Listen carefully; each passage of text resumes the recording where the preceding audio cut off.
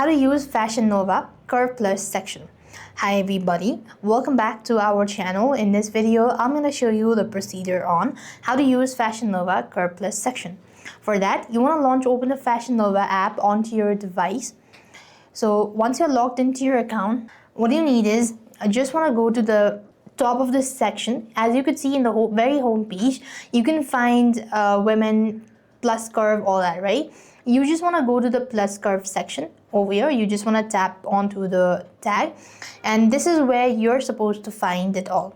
You could go ahead and look for the deal starting now as well. You could simply start going ahead and just scroll down. You could just go ahead and look for the items just like this, and this way you're supposed to use Fashion Nova Curve Plus section.